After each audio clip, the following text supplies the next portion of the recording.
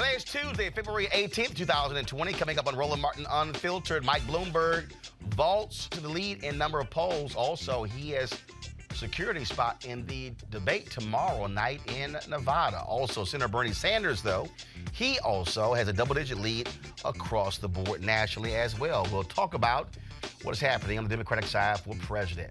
Questions are still being raised about whether he's a racist or not. We'll talk to the protester who raised the issue at the Virginia Democratic Party Gala. And what issues top the list for black women voters? We'll show you the questions being asked of all the Democratic nominees, but also Trump. And we'll tell you who did not even answer the questionnaire. Amy Klobuchar. The National Texas Southern University Alumni Association, they're asking that President Dr. Austin Lane be reinstated and the Board of Regents be removed. Illinois Governor Pritzker is calling for a police probe after a black college swimmer sues for wrongful arrest. And in Florida, a 6-year-old girl was committed to a mental health facility without her parents' consent. Always Florida. It's time to bring the funk on Roland Martin Unfiltered. Let's go. He's got it. Whatever the miss, he's on it. Whatever it is, he's got the scoop, the fact, the find. And when it breaks, he's right on time. And it's rolling.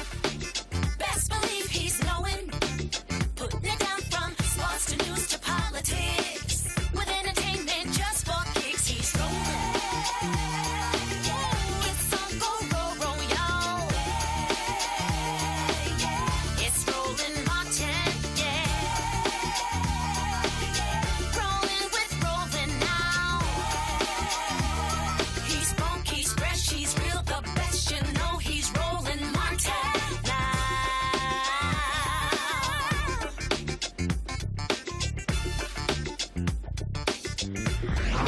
Martin. Well, the Nevada debate tomorrow night got really much more interesting. Of course, initially, Senator Bernie Sanders, Vice President Joe Biden, Senator Elizabeth Warren, Senator Amy Klobuchar, as well as Mayor Pete Buttigieg. Those five qualify for the debate. Now there will be a sixth, former New York Mayor Mike Bloomberg. And trust me, every candidate plans on going after the billionaire who's already spent more than $350 million on his campaign. Says he will spend up to $1 billion to win the nomination. This shall be interesting. Now, of course, all of this has been changing the game. If you look at now the polling data, shows that Michael Bloomberg with 14.2% of the national vote, behind Joe Biden at 19.2%. On top is Bernie Sanders at 23.6%. And so we also, of course, look at what's happening not only with that, but also look at the various states. So, for instance, Mike Bloomberg is not on the ballot in Nevada. He's not on the ballot in South Carolina, the next two states voting. He will first appear on the ballot on Super Tuesday. But what this means is that this debate will actually be more of a national debate because it'll be his first time up against all of the other campaigns.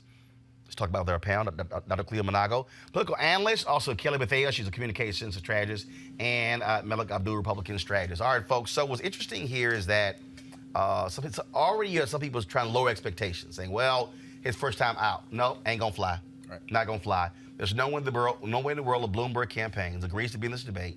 Well, they qualify on Tuesday, debate's on Wednesday, that he's not be preparing for this debate. Cleo, but he better be prepared because every candidate on that stage is going to throw everything at him. I've been told the Biden camp, they are gearing up to go after him hard. Senator Bernie Sanders has already made it clear he's going to go after him hard as well. But I think the one person out of all of them who really, really has an opportunity to really, I think, stand out, Senator Elizabeth Warren. Well, I imagine that Mr. Bloomberg is preparing. He has the money to get coaches, to get writers, to get the people that can write speeches and get him prepared. The man is preparing. He's probably with an acting coach as we speak. So I don't think he's going to... Not an acting coach. Well, you think it's all an act. As far as I'm concerned, it's all an act. But he's probably preparing, and I mean, he has a few dollars, to get himself ready. I'm sure that he's studying his candidates, and he's going to show people that money talks. Because clearly it does. I mean, he just came on the scene, and he's already above over half the people running for president, according to the polls. So we will see what happens. Kelly? I just feel like this is going to end up being a battle of the billionaires. And it's unfortunate because the whole point of this entire process is that Americans' voices are heard. All Americans, not just the ones who can afford. Oh, really? In theory, yes. Oh, theory, okay. That is the point. And what's I'm happening? sorry.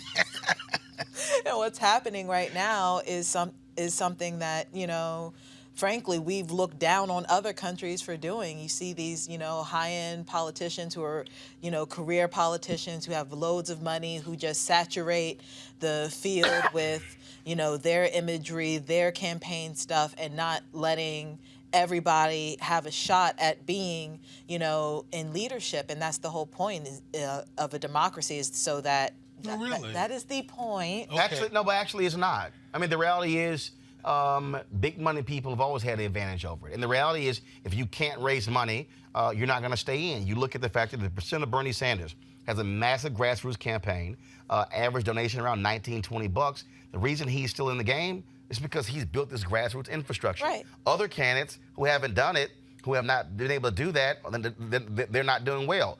But we can go on the line and show rich folks who've actually run, who've had an advantage. When Jeb Bush ran in 2016, I mean, he walked into the campaign with daddy's infrastructure, fundraising infrastructure.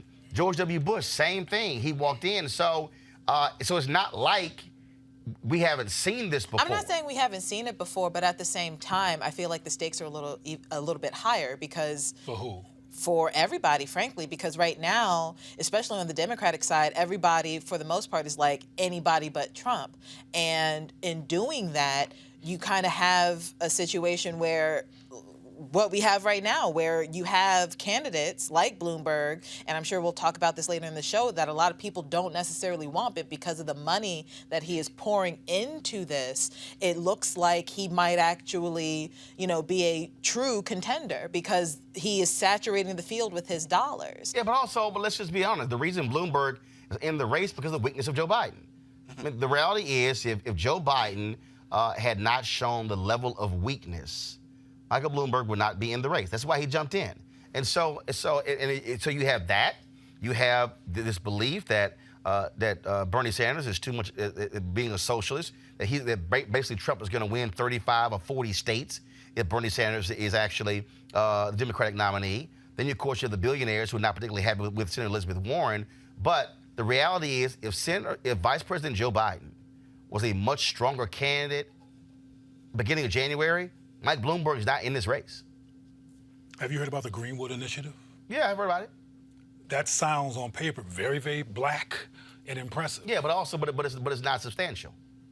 First Okay, of all, you're looking for substance. no, it's not. First of all, he lays out that he wants to create 100,000 new black-owned business. Okay, that sounds great. Okay, so you like, hey, that sounds great, but the reality is there are 2.6 million black-owned businesses right now in the United States. 2.5 million of those only have one employee. They're doing an average revenue of $54,000. The problem is not we need more black-owned businesses. We need more black-owned businesses with scale. That's Right. what we need. Yeah, the question I would have to sustainable. Michael Bloomberg is like, okay, how many black-owned businesses have you worked with Bloomberg, your company? See, and that's so the issue that we have is scale, access to dollars. And so that's what you're looking at. But again, it's for all the people who are upset with Bloomberg, it really has been really about the weakness of the top. You look at a Sanders, you look at the numbers, 28, 30%. Okay? People saying who can beat Trump. Sure, you got these hypothetical matchups showing that Biden and Sanders can actually beat Trump in the fall, but those are polls, we know how those go. But what you're dealing with now is very simple. Big money people. He spent $100 million of his own money running for mayor of New York. Mm-hmm. Yeah. This should be no surprise to anybody that he'll spend his own money. Mm-hmm. Yeah. And so the interesting thing to me about this is that, we have someone, it's almost like the juxtaposition between the AOC wing of the Democratic Party and now what we're looking at with Michael Bloomberg. I'm not convinced yet that Michael Bloomberg will be able to buy himself his way to the nomination. I didn't realize until you mentioned that is that he's not going to be on the ballot until Super Tuesday, which is pretty shocking. And I just think from just a political... He decided too late. That's why. Mm-hmm. And I think Decided too late. for this from a political lens, those of us who follow politics, the possibility of a candidate coming in and not being on the ballot, not really having debated and getting the amount of support that he has purely because of how much money he's been able to throw into the race, I started thinking about what could happen, and I know people will disagree, but I started thinking about what would happen if we eliminated the Electoral College. So someone like just think about it, someone like a Michael Bloomberg, well, you can just appeal to your California, your New York, your Florida, your Texas markets, and don't have to worry about campaigning in any other place. It's not true. Not true. Not true. Because first of all, if you actually look at the existing map, most candidates, Republican and Democrat, don't campaign in those places. They don't. They don't. They don't. Let's just be honest. They do not go to the Dakotas. Take those two off. They definitely No. don't go there. Take those two off the map. They don't go to Idaho. That's 3. They aren't going to Wyoming. That's 4. They aren't spending a significant amount of time. If you're a Democrat, you're not spending time in Kansas because you know that's going outside red. Of Iowa. And so if you so the reality is, you only have maybe 8 to 10 states where both candidates actually campaign. So even if you take away Electoral College, even right now with Electoral College, okay, for all the numbers, they're really only campaigning in 8 to 10 states. They're campaigning in. Trump didn't go to California. He's like, I can't win California. Yeah, well, all right? that's true. So you're going to New Mexico.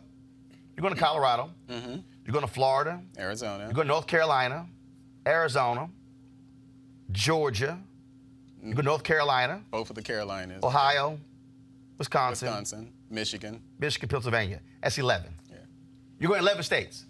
So right now, even with the Electoral College, 39 states, they're off the books. So to me, Electoral College or not doesn't change anything. The bottom line is you still have to be able to appeal to the voters.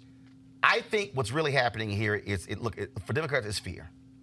It's this massive fear of, I was talking to some black activists today, people who I thought would not be Bloomberg. They said, nope, that's the only person who can win.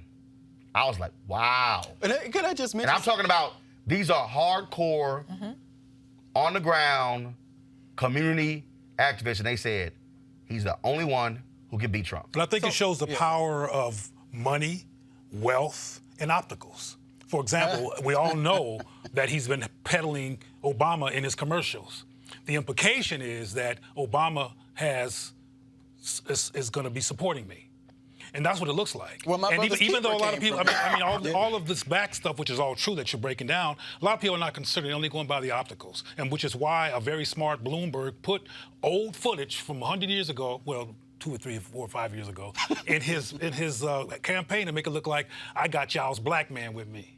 And Obama has not come out and said nothing against his footage being used, which implies that he endorses Bloomberg. I don't think that's an implication kind of stuff that is he powerful. endorses Bloomberg at all, because you still have Well, 6 you're being people logical, running. but you're being logical. Nobody else has used an image of Obama in their campaign but him. A lot of people don't use logic. They use an optics. It does give. It gives. I see the optics. It gives the impression. Yeah. Right. Obama says I was great. But here's the reality. That's what you do in politics. The bottom line is you look to gain an advantage. I think what is really interesting here, when you look at all of the stuff that's happening here, is literally this fear. But on the flip side is it in here. And the Sanders people will tell you, oh my God, absolutely not. We don't believe it. You got Democrats in Texas who are 9 seats away from taking control of the Texas House. They say, if Sanders is the nominee, don't even waste our time. You got some Senate Democrats who are saying that if Bernie Sanders is the nominee, no way in hell Democrats have any shot of retaking the United States Senate. Now, granted, Bernie supporters will say, oh no, he can win in places with white voters, but here's the problem. No Democrat since 1964 has got more than 39% of the white vote. Now, do y'all trust white folks that much to where you actually think, no, seriously, do you actually think that more than 39% of white Americans are going to pick Bernie Sanders over Donald Trump? Anybody? I think it depends on where you are. Part of what I No. I didn't say where you are. I'm talking about 39% of white people in America.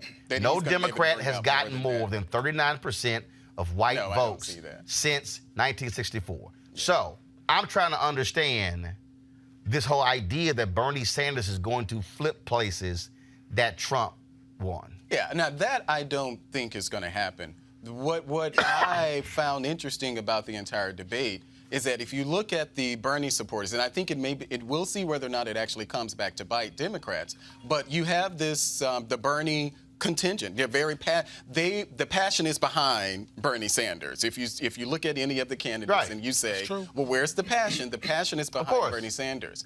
What I'm wondering, and we'll see what happens, is what happens then if they said, okay, because it does seem like there's an effort to push Bernie Sanders to the side. No, that's not an effort. Well, no, perception-wise, though. That's not that. Let me explain to you why I say that. If you look at the comments, unrefuted comments from Barack Obama, making these overtures to Bloomberg. If you look at some of the other things that are happening out there, it does seem, and whether it could be just the hyperbolic reporting, but there are reports out there that people are trying to push Bernie Sanders aside, even consistent with what you're saying about. Okay, nobody can push Bernie Sanders aside because he's running. Right. What you have people who want to counter Bernie Sanders, but that's also politics.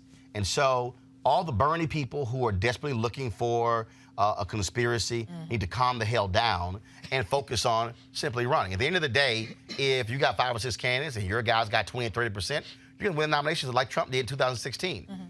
The issue still here is this here. For those people who do not want Bernie Sanders to win, it's very simple. Are they going to, after South Carolina, go to Klobuchar and say, time for you to go? Go to Stires and say, time for you to go? Yeah.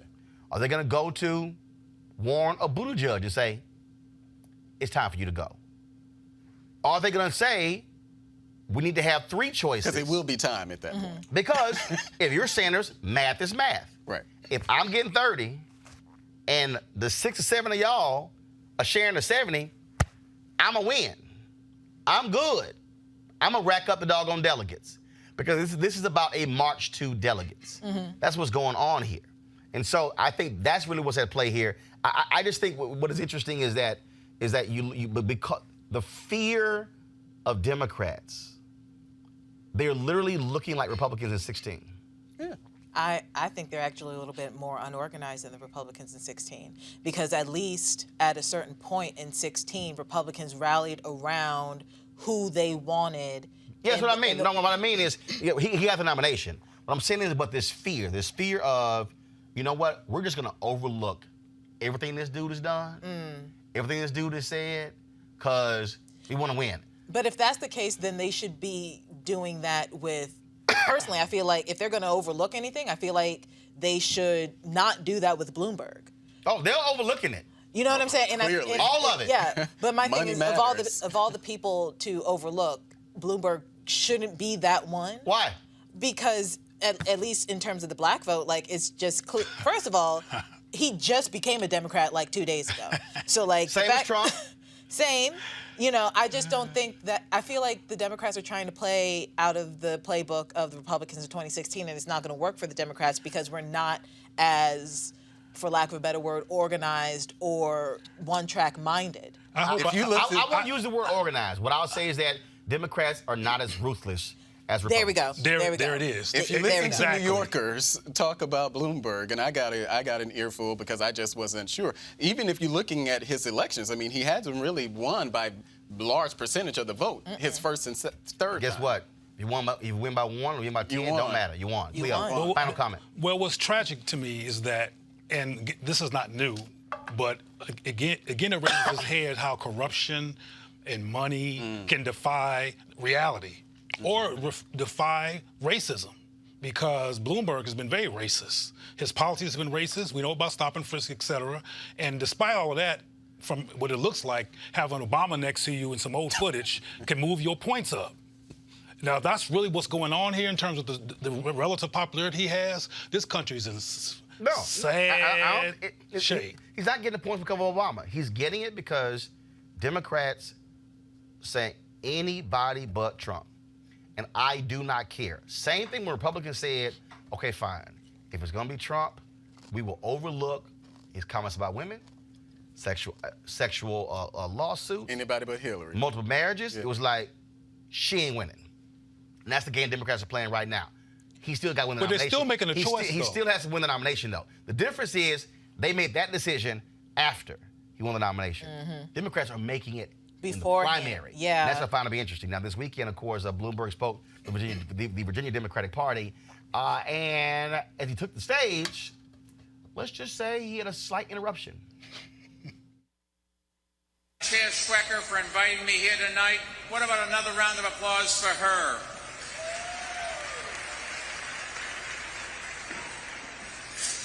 Okay. That sign said he protects racist systems. Joining me right now is the woman who posted that sign, Jasmine Leeward, co-founder of Richmond for All. Jasmine, how you doing? I'm doing well. How are you? Doing great. How did you get so close to that damn stage and put that sign up? Well, it seems like $150 a pop, you know. There you go. I just kind of walked up, said what I had to say. What happened after they grabbed you and then tore your sign down? I'm not sure what happened to my sign, but the security guard escorted me out. I walked. I almost went out the wrong door. He was like, "You can't get out that way." I said, "Thank you." Asked him how his night was going. He said it was going all right, and told him to have a good weekend. He said same, and I met my fellow friends outside. Why did you put the sign up? I put it up, honestly, because I was really, really tired. I do organizing work here in Richmond, and I've met a lot of people. I've heard a lot of stories, and we have a serious poverty issue here in the city. And it's often marketed as if, you know, this is the best place to be if you're Black. And I was just really exhausted. And, you know, we had been fighting for a long time a specific deal that we just found some closure on Monday that would have exacerbated gentrification here. And I'm usually not a foreground person. I like to stay and work in the background. And it really did come to that for me of, you know, just being fed up with the way things are, being hurt by the people I see who are suffering just due to racist systems. And so I just knew I had to do something. The exact words didn't come to me until a little bit before the event. But, you know, with Richmond for All and with my friend on the inside who was there, you know, I was able to say what I had to say. Are you shocked, surprised, bothered by just the sheer number of Black endorsements that Michael Bloomberg has received and by the lack of critical analysis with regards to his record, his stop and frisk, his comments about redlining, housing in New York as well? I'm not shocked. I am not. It's kind of, for me, just a testament to how this system has been built. A lot of times, Black women running for office, Black folks who are looking to really make a positive change are met with the barrier of funding. And, you know, we tell ourselves stories about what that money will or will not do when it comes to the choices we make. And it may be that you may not bend towards one person's will because they donated thousands of dollars to your campaign, but it is quite possible that you won't speak out when they do wrong. And that is equally as harmful. So that it does not surprise me. I am not upset, but what I wanted to do was give people the opportunity to hop off a train that was going in a very bad direction. Who should they be hopping the train off for? That decision is up to them. I really am thankful for all of the work that has been put into the Movement for Black Lives policy platform that lays out the groundwork to really make systemic changes, both at the local, federal, and state level. That's what I think all candidates should look to. if they want to have a vision for Black lives that benefits Black people. When you look at this race, obviously Bloomberg is going to be in tomorrow's debate, but he's had events, but he really hasn't had town halls. He hasn't taken questions from people, hasn't done many media interviews except for major national platforms. What should be asked of him? I think the question, how does he feel like his platform measures up with the platform that's been put forth by the Movement for Black Lives? And let him answer for himself. Well, hopefully that happens. I know we are trying to make an effort to talk to him as well, and so we shall see. Jasmine Leeward, go ahead. Yes, I'm sorry. I didn't want to interrupt you. Go ahead. To be clear, I feel like all candidates should be asked that question. Absolutely. All right, Jasmine, we appreciate it. Thanks a lot. Thank you. Thank you so much. All right, folks. You think this is going to happen more to Bloomberg? Absolutely. Absolutely. I think that it's clear, at least that's what it looked like on the videotape, that it was, not a rash decision, but a quick one in terms of putting it up there really quickly. I think that, Jasmine is the catalyst for more to come. I feel like this will definitely be more planned, more organized moving forward, because frankly, the word needs to get out that he is not necessarily the best candidate for Black people or people of color in general. And New York has been trying to tell us forever by way of, tweets, social media blasts, what have you. And, frankly, it's getting drowned out by his money. And the only way the message can get out is stuff like this. And I applaud her for being courageous enough and fed up enough, frankly, to have her voice heard. Roland, I think more and more in this country, because of a relatively weak force of collective Black people having optical power and political power in this country over many generations now, is that Blackness, if you will, is losing gravity. And people are more interested in the proximity to power. I believe the support that you just mentioned that Bloomberg has gotten from all these Black folks is exactly what I'm talking about. Because one thing that's good about him, if you think anything is good about him, and this is not my perspective, this is what I think people are seeing, is that he is rich, he's wealthy, like Trump, and he has Obama in his commercials. Not like Trump, he's actually rich. Well, but people don't know that. Some people think that Trump owns the oceans and all kinds of stuff. But the point I'm trying to make, though, is that there's a lot of Black people who are more concerned about proximity to power and being closer to power and possibly emulating power, which in this country symbolically is white, and they're more concerned about proximity than they are Black-specific power. Because how can you be concerned about Black people in particular and support a man who was about redlining, all the things that you went down the list with the sister a moment ago that were basically anti-Black, and he still gets Black endorsements. Blackness is losing its gravity, if it had any in the first place. I mean, for example, when Obama was the Black president, there was no gravity that was increased for Black people in particular by his presidency. And I think that was a powerful change in trajectory in terms of perspective when he didn't do that. So a lot of people are saying, forget this Black stuff, I want to be with the powerful people. Well, I think what is really happening here is there is such a disdain for Donald Trump, and the Democrats are making the exact same calculus Republicans did. Whoever and whatever needs to be done to get him out, that's what I'm rolling with. But so they think that. So what you're saying is that they really do think that Bloomberg, for real, is better than the rest of the people. Because if it's simply let's get Trump out, they have to make the right decision with his contender. No, they actually believe that the other people he's running against are not strong enough to beat Donald Trump compared to Bloomberg. And yes, and they think that what folks are saying. I mean, look, Joe Biden's Black support is cratering. You look at right now. He was leading by a huge margin in North Carolina. He's now down 1 to 2 points behind Bloomberg and Sanders. He was on top because of Black support. His Black numbers in South Carolina have crumbled. Okay? Black people also ain't crazy. They're like, your ass came in 4th in Iowa and 5th in New Hampshire. Let's see who else is still around here. So what you have people are saying is, I think what's happening this whole deal with Bloomberg is They don't think Sanders can beat him. They think he is, by being a socialist, he will guarantee a Trump victory. They think Biden ain't even going to survive March Tuesday. They think, hell no, Klobuchar polling at 0.5% from black people. Buttigieg polling at 2% black people.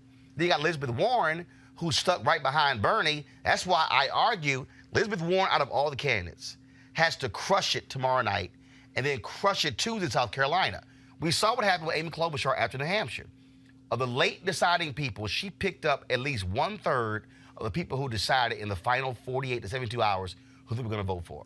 I still believe there is a small window for Elizabeth Warren to catch fire and actually begin to pick up. But if she does not do it, if she sort of fades like she has in these various debates, game over. I think after South Carolina, she has to get out because the numbers are simply not going to be there. Final comment real quick. Just, very quickly. I think for me, this is just a study in race and how we view race. Because if Bloomberg, I actually believe that I believe you're right, proximity to power matters, and I actually believe that you're right, they feel as if he's the best person that could beat Trump. But if the things that people are kind of accepting that, well, yeah, that was racist, but he has to beat Trump. And I just think that that's a very interesting dynamic and conversation to have about, Tragic. I mean, and it really is. It's no shock. No. I mean, they did the exact same thing in 2016. Let's go ahead and put this on the table. Black folks don't trust these white folks. Let's just be real clear, okay? Well, No. Follow me here. For all the talk, I said it earlier. Since 1964, no Democrat has gotten more than 39% of the white vote, okay? Of the total electorate, this election will be the first time, likely, that less than 70% of the total electorate is white. 16, it was 71 or 72%. This year is probably going to be 68 to 69%. So what that means is more than 2/3 of the people voting for president are white people. What black people and Latinos are saying is, we don't trust y'all white folks. Okay? So we got to make a decision about the best white person who can beat that white person. And so, you know what? We see this racist SOB, so we gonna take Quasi over racist. Black people have had to make these calculations for centuries. This ain't new for black people. What black people are actually saying is, we don't trust y'all white folks. Because 53% of white women, y'all picked that vagina grabbing, sexual harasser, multi-married, serial adulterer. Racist. And so it's interesting. We want black folks to say, well, no, you should reject Bloomberg, because it is. But I have watched white conservative evangelicals offer up every possible excuse for why they love Trump. I have seen them. Y'all, do you need me to show the tweet where some dumbass literally posted a yard sign that said, God bow downs to Trump? I do remember that. That was crazy. Well, it was a black woman on MSNBC. Let me repeat that. God. Yo, the sign said, God bow downs to Trump. So if you're wondering why black people are making a political calculation, that's what white folks been doing since the beginning of time. But we're not supposed to do that, though. Oh, well, guess what? Guess what? You can't afford not to, and that's the problem. White folks also ain't supposed to be racist. We see how that has gone. We can't We come afford back, not we'll to. talk about the Black Women's Roundtable and their questionnaire and the kickoff to black voter outreach for the census and the 2020 election next to Roland Martin Unfiltered. Roland Martin Unfiltered, youtube.com/Roland S. Martin. And subscribe to our YouTube channel. There's only one daily digital show out here that keeps it black and keep it real. It's Roland Martin Unfiltered. See that name right there? Roland Martin Unfiltered. Like, share, and subscribe to our YouTube channel. That's youtube.com/Roland S. Martin. And don't forget to turn on your notifications so when we go live, you'll know it. Martin. You want to support Roland Martin Unfiltered? Be sure to join our Bring the Funk fan club. Every dollar that you give to us supports our daily digital show. There's only one daily digital show out here that keeps it black and keep it real as Roland Martin Unfiltered. Support the Roland Martin Unfiltered daily digital show by going to RolandMartinUnfiltered.com. Our goal is to get 20,000 of our fans contributing $50 each for the whole year. You can make this possible. RolandMartinUnfiltered.com.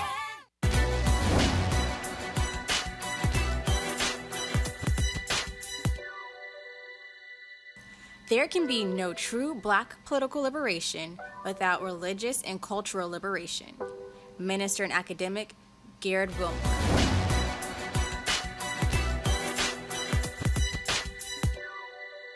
Here we go. All right, whatever. Come on.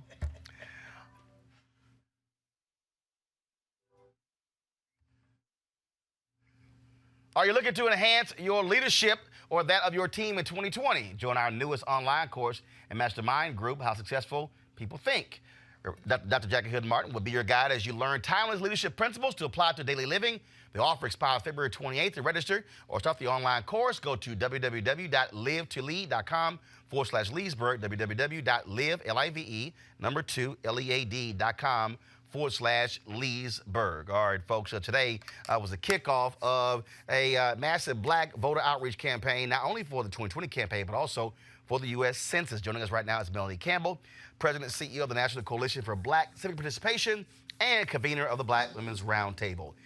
So, Melanie, explain to us what Unity campaign is. Of course, we live streamed the event this morning, so explain exactly what it is. It's the National Coalition always pulled together. I just say it's a black table of organizational leaders to work together to try to maximize our impact when it comes to voting or the census. In this case, both this year. So we have I call it the Unity 2020 Vote and Be Counted campaign, and so we came together today to launch that campaign from a national perspective, but also to release our voter guide. And of course, this campaign is not tied to a party or a candidate, No, but it's all. really about just reaching black folks across the board, all across the country, And get them to maximize our register resources. and to vote. Yeah, maximize our resources because none of us have, not one organization alone can do this by ourselves. And so this is a table, this open table. Everybody come together as much as possible, find ways to partner with the work. So we've been working for a year and a half. Thank you, Roland. You've been in those strategy meetings over the past year and a half. And so today was that way of going ahead and pushing. Our first stop will be South Carolina on the ground for the not Super Tuesday, the day before. Super Tuesday comes right after that.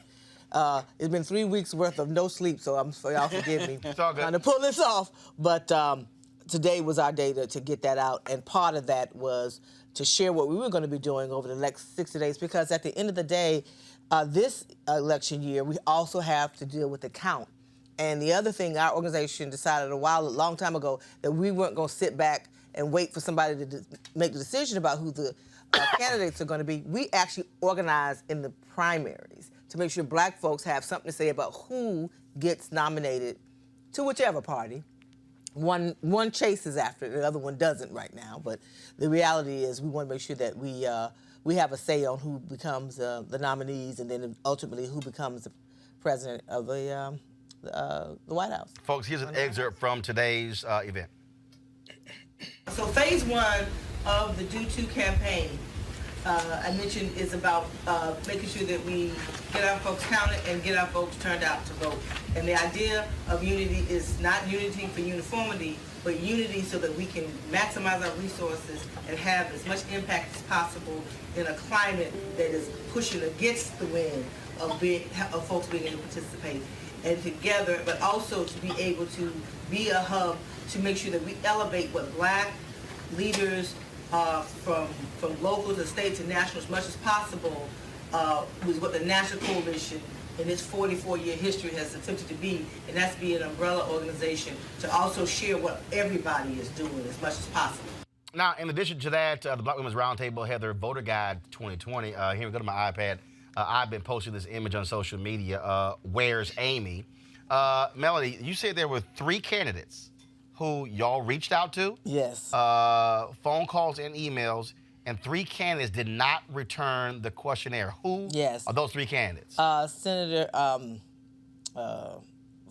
Congresswoman Tulsi Gabbard. Tulsi Gabbard, Senator Klobuchar, and then also one other Republican. Donald Trump. Donald Trump, and then one other, and the name escapes me right now. Well, first of all, ain't no other Republican who's running. Yeah, we had one. I mean, you had William Weld, you got Joe Walsh. Joe Walsh has dropped out. And then De La Fuente responded. Who? We had one Republican, De La Fuente, Who was that? a businessman out of California. What he running for?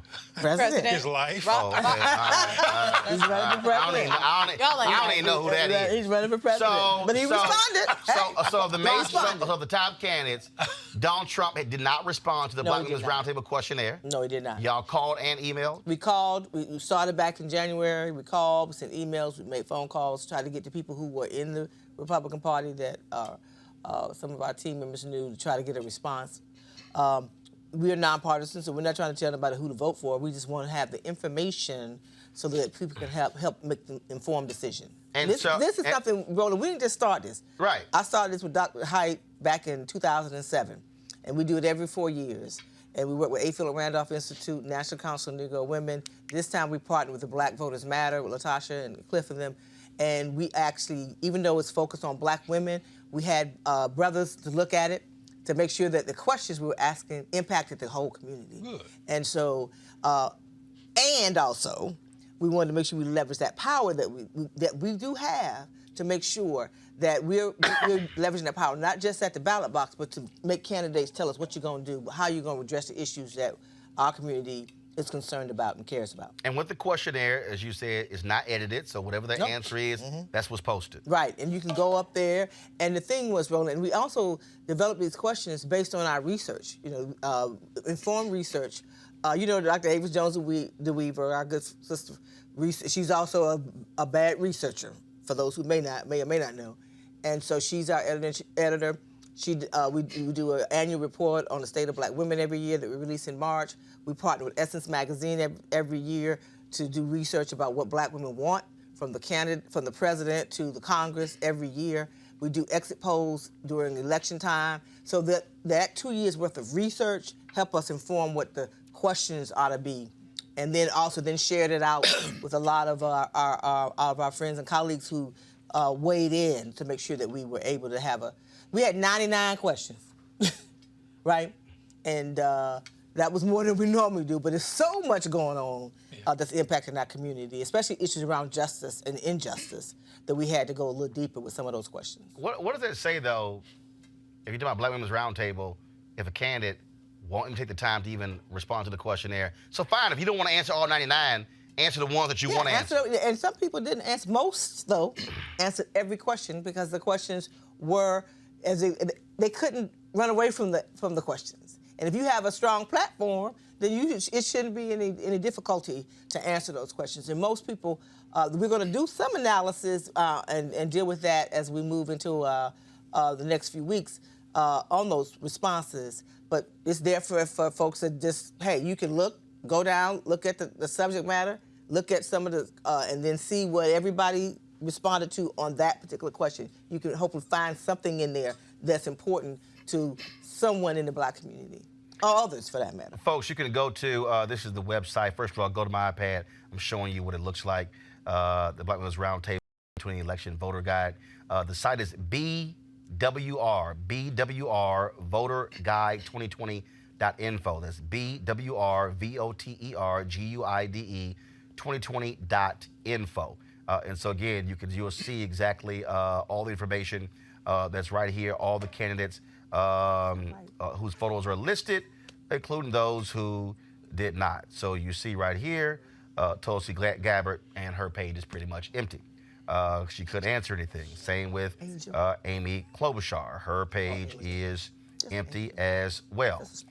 Yet if you go to Senator Bernie Sanders, then you'll be able to see actually his responses to the whole deal there. So you talked about going to South Carolina. What's happening? What are you doing in South Carolina? What's happening there? We're having a power assisted vote town hall meeting. When? On February 27th, 2 days before the vote. That's And, that Thursday. yeah. What time and where? 6:30 p.m. at the International Longshoremen building in downtown Charleston, South Carolina. Partnered with National Action Network, Essence, and APRI. Again, and it's all about coalition. That table I'm talking about is we find ways that we can work together, and there's also support each other in the work. All right then. Okay, we certainly appreciate it. Again, folks, if you go to the website, please. If you look at this here, what they have is they have the question, and then they break it down by the responses from each one of the candidates. So you see under workplace and income inequality, you see Joe Biden, Bloomberg, Buttigieg, De La Fuente, Sanders, Steyer, Warren, and then you have the next question down here as well from the various candidates. And so again, go to bwrvoterguide2020.info for more information. Melanie, we appreciate it. Appreciate it. All right. Thank you, Roland. Going to a break. We'll be back on Roland Martin Unfiltered. You want to support Roland Martin Unfiltered? Be sure to join our Bring the Funk fan club. Every dollar that you give to us supports our daily digital show. There's only one daily digital show out here that keeps it black and keep it real as Roland Martin Unfiltered. Support the Roland Martin Unfiltered daily digital show by going to RolandMartinUnfiltered.com. Our goal is to get 20,000 of our fans contributing $50 each for the whole year. You can make this possible. RolandMartinUnfiltered.com. You want to check out Roland Martin Unfiltered? YouTube.com/Roland S. Martin. And subscribe to our YouTube channel. There's only one daily digital show out here that keeps it black and keep it real. It's Roland Martin Unfiltered. See that name right there? Roland Martin Unfiltered. Like, share, and subscribe to our YouTube channel. That's YouTube.com/Roland S. Martin. And don't forget to turn on your notifications so when we go live, you'll know it. All right, now, we certainly don't expect Donald Trump to actually fill out that questionnaire, but what the hell are you doing if you're Amy Klobuchar and Tulsi Gabbard? Tulsi, I think she pretty much knows she's not going to win. Why she would not respond. Actually, and I think that the president should have responded too. But why Amy Klobuchar didn't respond, I can't. Well, first of all, Amy Klobuchar has been awful when it comes to black people. Awful. Okay, we've been contacting her people, our National Communications Director. Jackie, give me his name. I almost asked to say his name. Is it Tim Hogan? That's his name? Tim Hogan, National Communications Director for Amy Klobuchar. We've been emailing him and calling since mid-January. No response whatsoever. None. Zero. Zilch. I think responding. Now you're the communications director. Yeah. Your job is to communicate you should with respond. media. That's one. I've been reached out by other black journalists and other media folks as well about that. Rashad Robinson, Color of Change, let me tell you what they did. They reached out to her. They wanted her to participate in their podcast. They said, let's do it at our offices. Her staff told them, no, that's too far away. Okay, so Color of Change booked a hotel room near the U.S. Capitol in order to do the podcast. She cancels. Well, I don't think they know what to say. And they don't feel like blubbering and making up some stuff. And I don't think they have the infrastructure. Infrastructure meaning black literacy, if you will, to respond in very clear ways to black issues. So they won't look stupid. And they don't got a token yet. I can't, because all you gotta do is get a token. That's what everybody else do, and let them do it. I feel like it goes beyond that. But they're not prepared to, they don't know what to say. Amy Klobuchar cannot stand in front of people, Kelly, and talk about how I can win in red states and win in places where Trump won. Boo. If you can't win black people, if you can't even talk to black people, ain't no way in hell you gonna be in the general election. And my thing is, I was alluding to what Dr. Manago was talking about, but I remember, what was it, last week or a couple weeks ago when Amy Klobuchar was on The View and Sonny Austin interviewed her, and so lit that ass up. Yeah, so I'm just if that was any indication as to how she interacts with other black women, other black people in general, then it would actually be wise of her not to interact with anymore, because that interview was very clear that she does not know how to respond to the discrepancies in her record and the blunders that she made as a prosecutor. Because I believe Sonny Austin was talking about this major case out in Minnesota that she was a prosecutor of, and there was a huge blunder with that in terms of, racial bias and, the whole nine, and she just didn't have sufficient answers for it. And, you know, there are no good answers that could have come out of her mouth, but at the same time, somebody should have prepped you well enough to prepare for something like that, and she just wasn't prepared. So I can only imagine what it would be like for any other outlet of color and having her on there. Mel, the only black endorsements she touts are some small mayors in Minnesota. I think what she's doing is exactly what Sanders did in 2016. Now, granted, he had some black support, Cornel West, Killer Mike, others. He did couple of interviews with like Ebony and some other people like that. But for the most part, Bernie Sanders ignored black people and black media in 2016. Yeah. His largely white campaign was focused on Iowa and New Hampshire. I think Amy Klobuchar's people figured we ain't got no shot, so they only focused on Iowa and New Hampshire. The problem is, you did well in Iowa and New Hampshire. Now all of a sudden, you now want to come talk to black people. But the thing is, you're still late. And look, one of her press people, C.J. Warnke, reached out to us only after I publicly put them on blast. But they still have not really responded with, okay, here's a date, here's a time, we're going to do this. Again, other black journalists at mainstream outlets have been trying to reach Senator Amy Klobuchar. She has not responded. And so I'm going to call Amy Klobuchar out every day. I'm going to put that image of where's Amy on social media every day. And in case y'all missed it, here it is. And we're going to put that out every day. Well, so I honestly think that this is, I'm surprised that she did not respond to the questionnaire. And I think this is political malpractice on her part. Because at a minimum, and we know how this stuff works, I mean, we're political, we know how this stuff works, you can find one black, and I won't use the word that Cleo, I would not use that word, but you can find one black person. That's what token means. To be able to answer some of these questions. No. Well, see, but what my point is that she didn't put forth the effort. When you don't even respond. Now, see, that's the worst part. Melanie told you they had 99 questions. If you only wanted to respond to 10 of the 99, 5 of the 99, one of the 99. Right. And I'm sorry, if you running for president and a black women's roundtable calls your ass and emails your ass, knowing full well that the one group that votes at the highest percentage out of all groups in America for Democrats are black women, and then your ass a woman, and you still don't respond, damn you. If it were the Farmers Association or something like that, she would have responded. But Black Women's Roundtable. Yeah. You a white female Democrat. Fine, don't respond to the black part. Respond to the female part. Does she have But Roland, the whole rubric is under black. She's not prepared to have that conversation, and if she writes anything, she might be held accountable for what she writes, which means she's gonna have to get prepared to act like she can act like she can act like. Frankly, she can talk to black people. But here's and she my ain't got enough infrastructure to do that. So she said, look, I ain't going out like that. I'm just gonna ignore it and let Roland talk about me. Again, and my thing is, and I'm gonna talk about him. Yeah, well, he at really the same time, every day. He really is.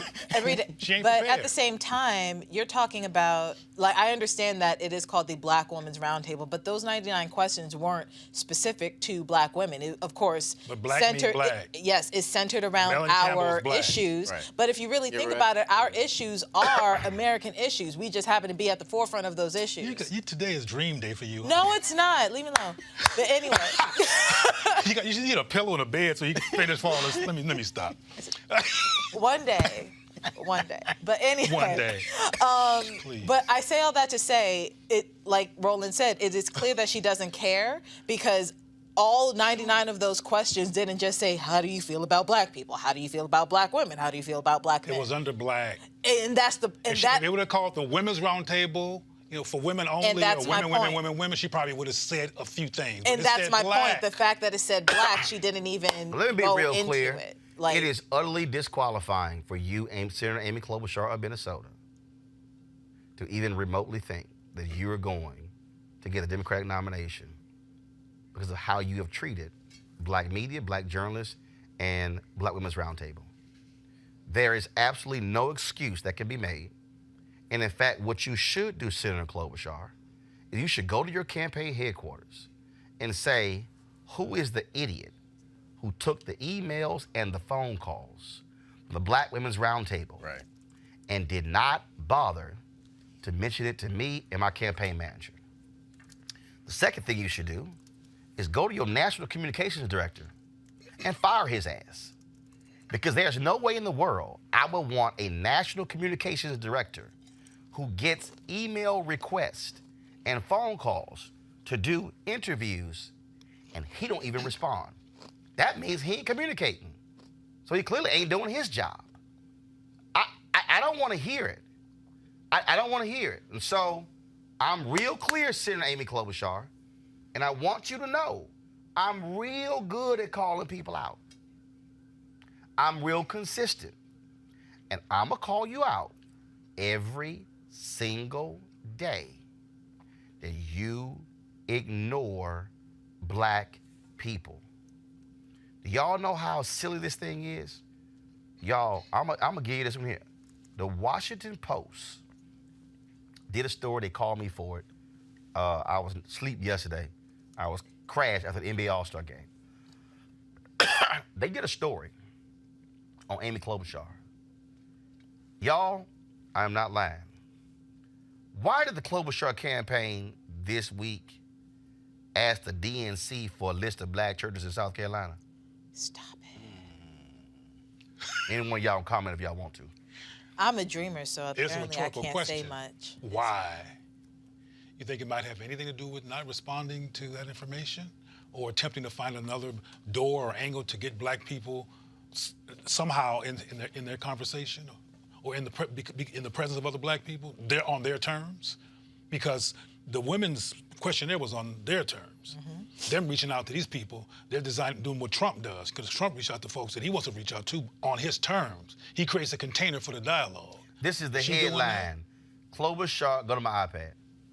Klobuchar scrambles to turn her magic moment into something more. Anna Linsky, Jenna Johnson, Holly Bailey. And again, they reached out to me. I could not do the interview, but they did grab my tweets.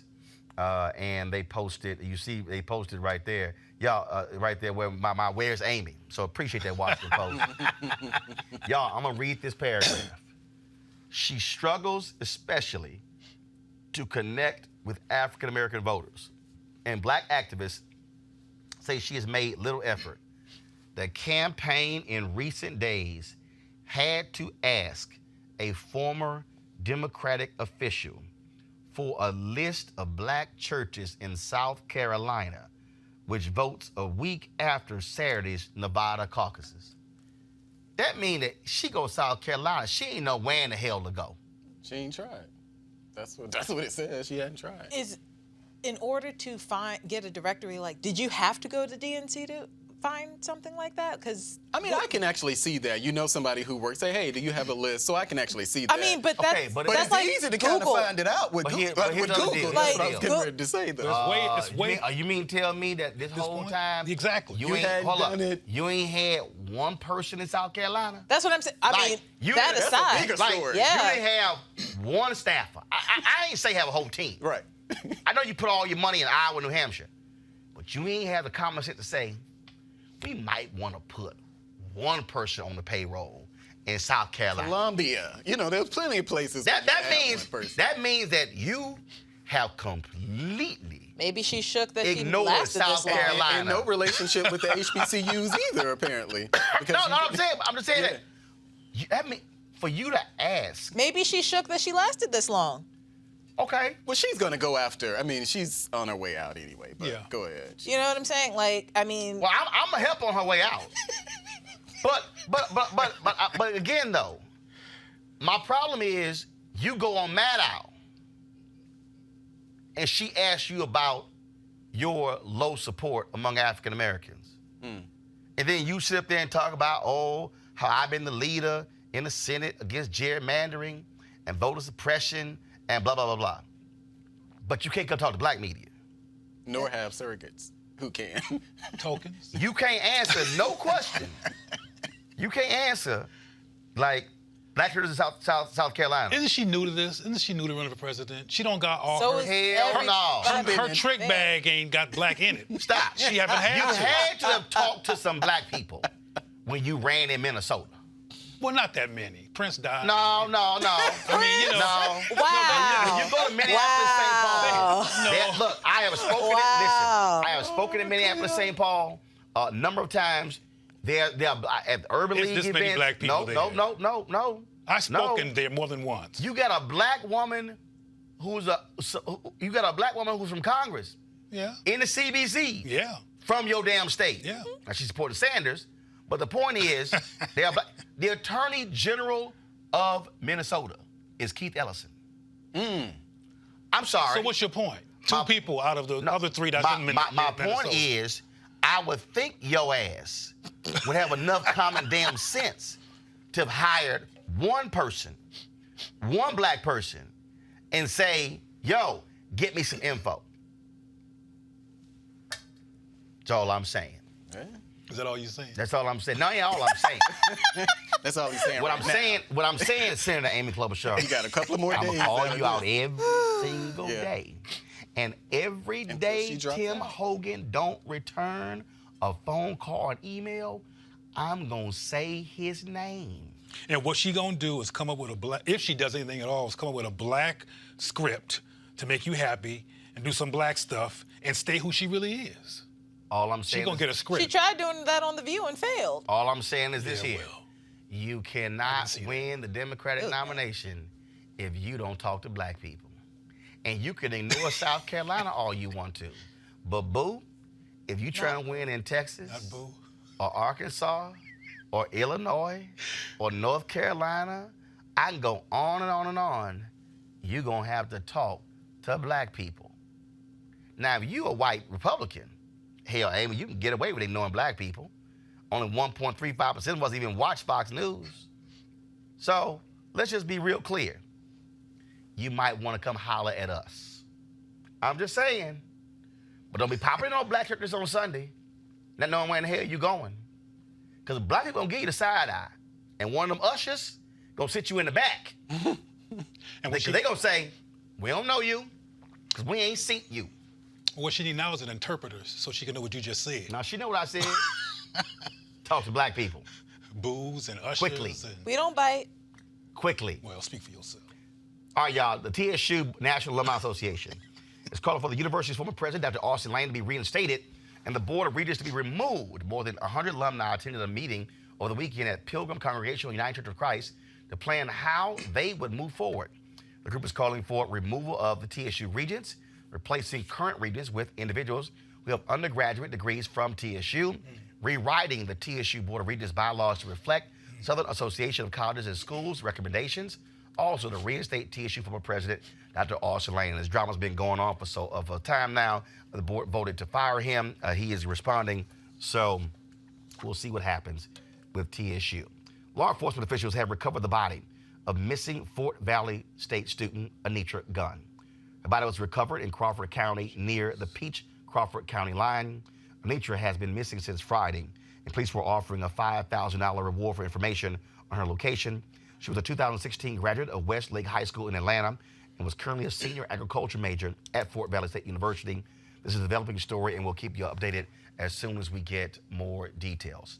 Also, folks, Illinois Governor J.B. Pritzker is calling for a police probe after a black college swimmer sues for wrongful arrest. Jalen Butler, a member of the school's swimming team, was stopped by local police officers on the team's way back from competing in the Summit League Swimming and Diving Championships in South Dakota. The bus pulled over for a rest stop, and he and his teammates exited the bus to stretch. Now, he was the only black swimmer on the team. Several police cars with flashing lights pulled up in front of him. He knew exactly what to do. He instantly stopped, put his hands up, dropped the cell phone that was in his hand, and dropped to his knees. He was approached by police officers with firearms raised. The suit states that the officers shouted things at the college student, who was unarmed at the time, like, get down and don't fucking move, stay right there. Now, at least one defendant had his knee pressed into Mr. Butler's back, and at least one defendant was pressing down on his neck, according to the suit. Another defendant was squatting down in front of Butler. He put his handgun against Butler's forehead and said, "If you keep moving, I'm gonna blow your fucking head off." Minutes after they placed Butler in handcuffs and had him lie face down on the ground, police officers realized he was not the suspect they were looking for, according to the lawsuit. However, the suit states that the officers did not immediately let him go afterwards, and they told him instead he was being arrested for resisting arrest.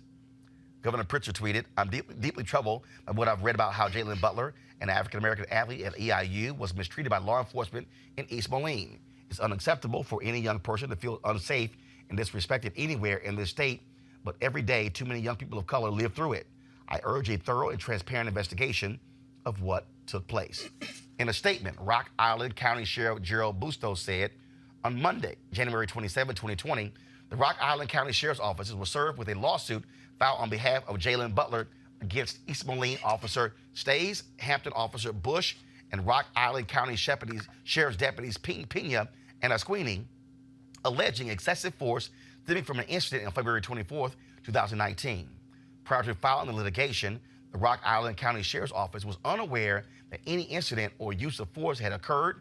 Upon receipt of the lawsuit, a preliminary fact filing was conducted, which determined that Deputies Pena and Asquini arrived after Mr. Butler had already been detained by officers from other agencies, having only brief interaction with Mr. Butler and other officers, leaving shortly thereafter to continue the manhunt for a fugitive in the area that was in the process. At this time, I'm confident that the allegations against Deputies Pena and Asquini are without merit. Y'all, they all dressed in swim team uniforms. Right. But the black dude only one who get jumped. Well, this is a cliche. We've heard it before. We're going to hear it again. What comes up for me, because this is such a redundant part of the United States landscape, is what are we telling our people, our young people, in regard to these kind of incidences? Because I'm not sure enough of us are letting our kids know that it's the system that's corrupt and it's not us who are the problem. Harvard just did another study that looked at how black people feel about themselves and each other in terms of white bias in this culture, and found that a lot of black people have a white bias. How that's relevant to this is that sometimes, even when we're victimized like this, we might file a lawsuit or get angry about it, but we don't contradict the implication of black inferiority with a counter narrative that scolds the people that does this to us. Mm-hmm. So our self-esteems aren't being risen back to where they belong. Even when we get justice, we don't necessarily get mental health or psychological justice, which must come from other black people. So I guess part of what I'm saying is that black people need to, when they see these kind of incidences, prepare to talk to their children, because black boys and girls, but particularly boys, are going to hear about this incident, hear about what happened to this brother, number 55 million. I mean, there's Trayvon, there's Tamir, there's so many. I mean, thankfully he's still alive. We need to, thankfully he's still alive, but we need his spirit to be alive too. Absolutely. This stuff kills black spirits, particularly when it's so redundant and so perpetuating. So if I didn't make any sense previous to that comment, black people have work to do in terms of making sure that black children don't buy into the implication that something's wrong with us, and don't be clear about something being wrong with them, the system, when these kind of instances occur. I mean, it's not happening enough. The fact that he went right into survival mode soon as the Right. cops That's what roll I was up. gonna say. Right. I mean, and he had done nothing wrong. Right. Did absolutely nothing wrong. He wanted to live. Well, he wanted to live, and he was just being a kid. You know, like he was just doing what any other swim team member would have done in that situation, in terms of like, because my understanding from reading the article is that he got down off the bus to stretch, but they were taking selfies in front of the buckle your seatbelt sign. So he wasn't doing anything that his team members weren't already doing or whatever. And the fact that he was singled out like this just because of the color of his skin is just absolutely disgusting. But I do wonder, I do have to ask this because I wondered. Okay, so the sheriff said, we just heard about this a year later. So I wonder if they filed anything. Right. Internal affairs, Didn't seem anything like along it. those lines a year ago. Didn't seem like Clearly not. My other concern is... Probably didn't think it was an abuse of power. I mean, abuse of force. They're not going to tell them themselves is the issue. True.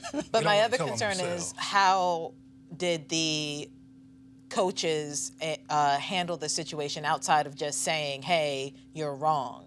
Like, you have 3 people pinning down this young Okay, that's my man. point. That's what I'm saying. You I know? wonder. I'm like, if this happened, if you're the university, okay, my point is, prior to a civil lawsuit, Right. What was the I need university's to see response? something from the university or from the team or whatever, notifying the DA or the Internal Affairs or something, again, speaking up on behalf of this young man. And if the university didn't, I got a problem with that. Mel. I would be happy seeing video footage of his teammates screaming at the cops, saying, you got the wrong person or something. Or body cam footage, if there were any body cam. Or something. Right. But you actually made the point I was getting ready to say about the university's response. You know, where is the university's response? Because clearly, and this wasn't an off-campus incident, he was with his team and his coaches. And so you would think that the university would have a response to that. But for him to automatically, and people need to understand this, so whether it is in Chicago, Baltimore,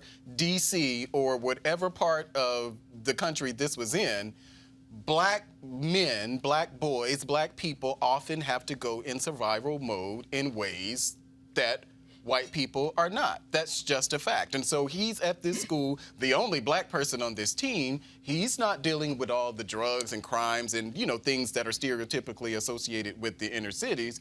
He's somewhere off in White land. yeah, what Cleo said.